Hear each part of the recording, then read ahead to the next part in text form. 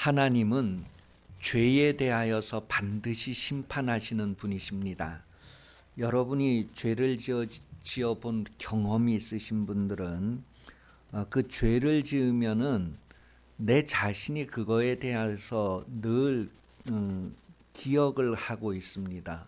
그래서 그 죄졌다고 하는 거에 대한 기억과 경험을 가지고 있기 때문에 내 양심에 이제 가책을 계속 받게 되고 또 결국은 내 영혼에 이제 그 책임이 돌아간다는 것을 품게 됩니다.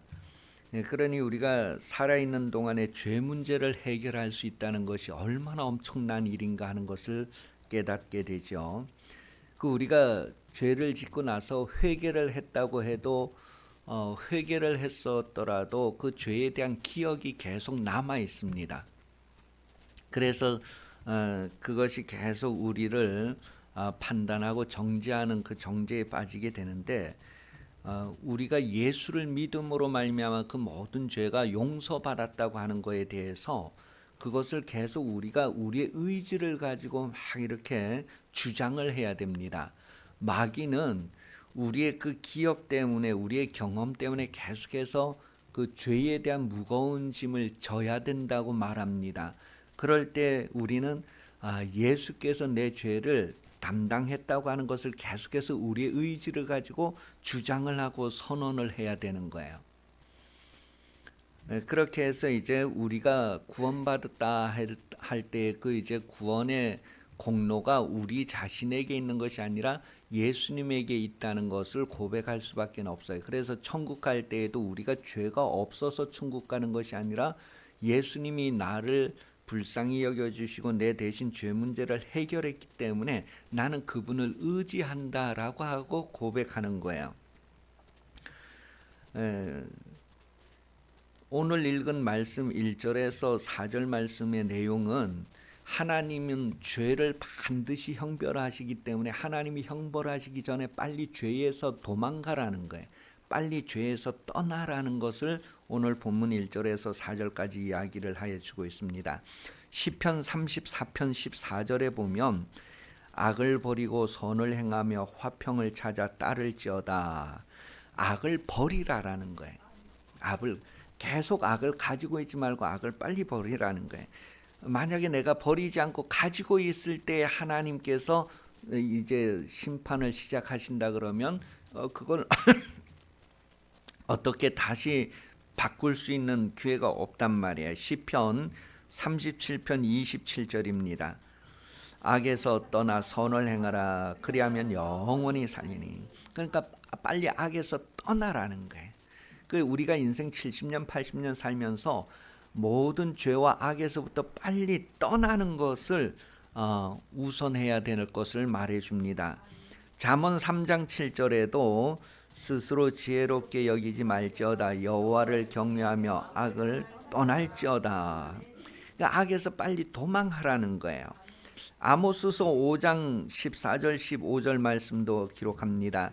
너희는 살려면 선을 구하고 악을 구하지 말지어다. 만군의 하나님 여호와께서 너희의 말과 같이 너희와 함께 하시리라.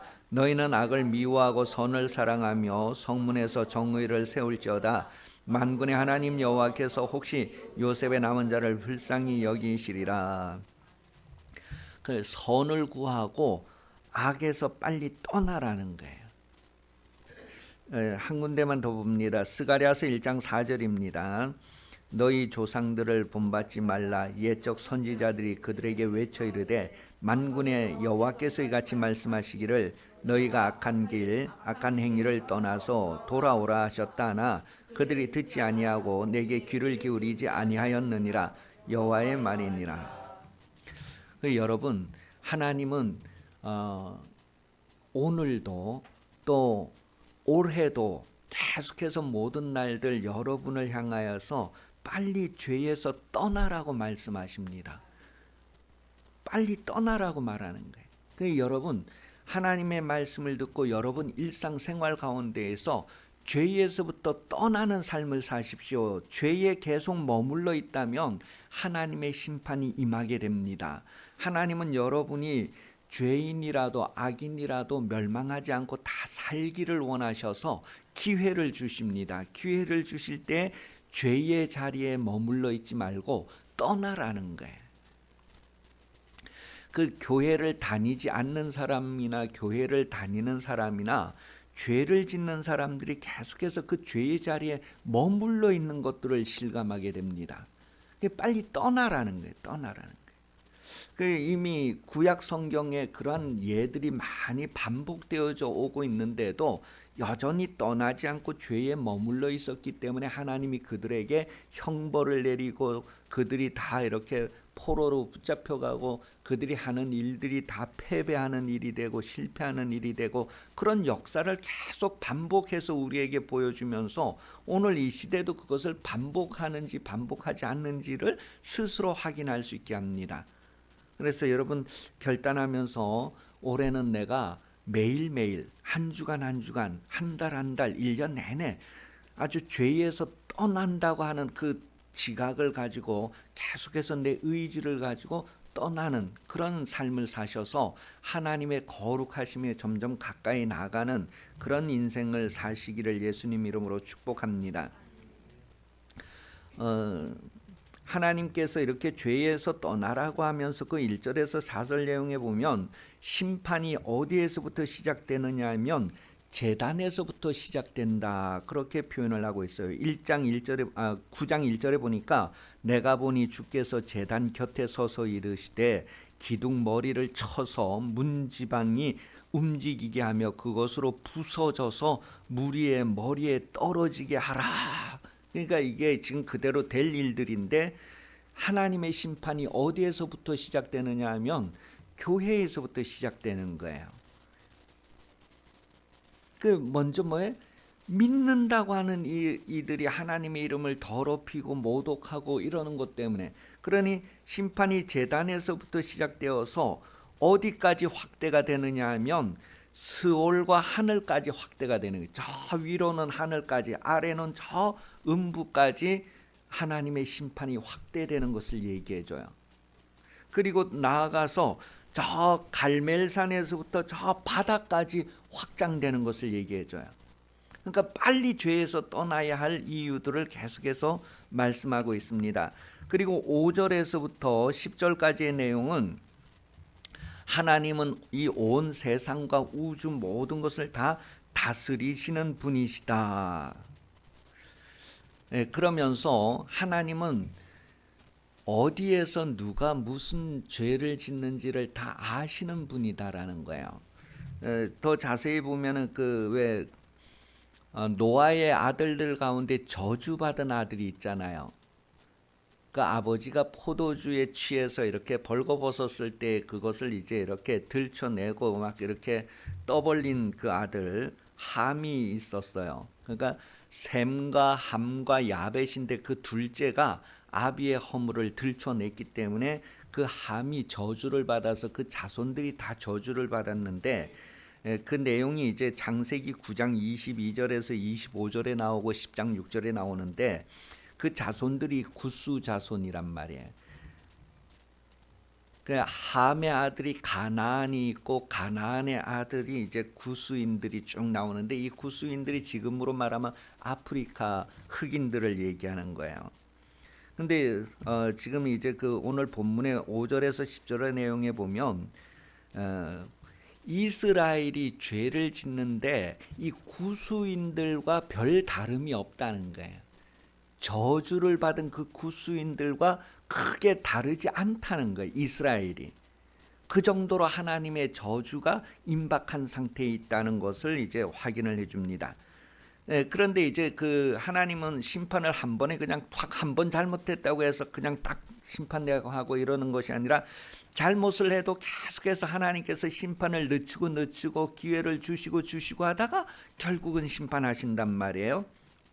그러니까 여러 번 은혜를 경험했다 할지라도 죄에서 떠나지 않으면 그 은혜가 다 헛된 거예요. 계속해서 은혜를 주시고 용서하시는데 결국은 그 죄에서 떠나지 않고 계속 머물러 있으면 아무 유익이 없다는 거예요.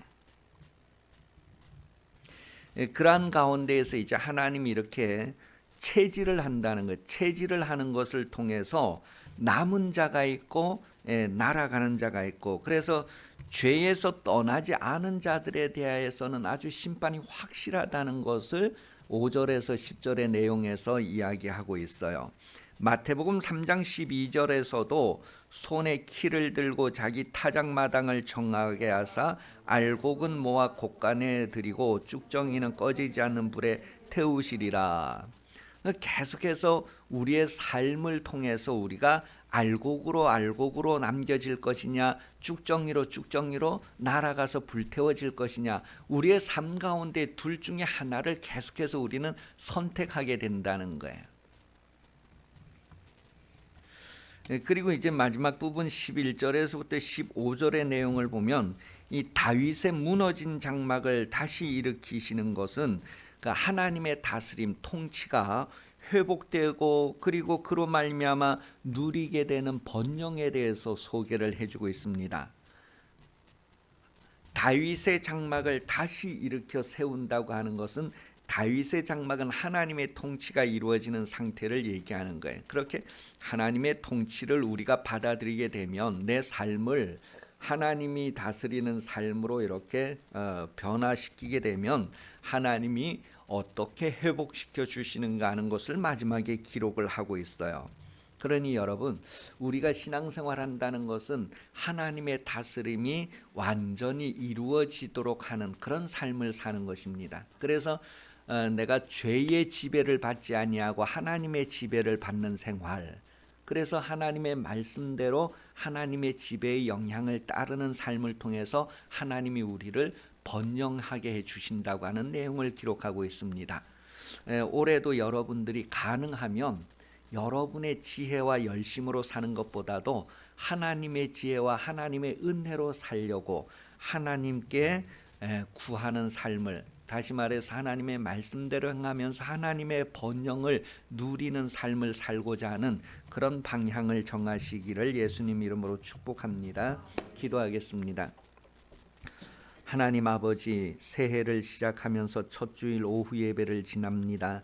하나님 아버지, 이 한 해 동안도 우리가 예배를 빠지지 않고 예배를 성공하게 하시고, 예배 시간 통하여 하나님 앞에 우리의 얼굴을 보이게 하시고, 하나님께서 우리가 살아가는 데 필요한 지혜와 능력 주시고 격려하시는 은혜를 얻게 하여 주옵소서. 그리하여 세상에서 패배가 아닌 승리자의 삶을 살게 하시고, 하나님께서 우리를 부요한 중에 번영하게 하시는 샬롬의 복을 누리는 한 해가 되게 해 주시옵소서. 물질적으로도 영적으로도 육신의 건강으로도 궁핍함이나 부족함이 없는 26년도가 되게 하여 주시옵소서. 또한 여러 가지 사정과 형편을 가지고 이 성전에 나와서 기도하는 이들이 있을 때마다 하나님께서 하늘에서 들으시고 그들의 간구를 허락하시고 응답해 주시기를 간절히 원합니다.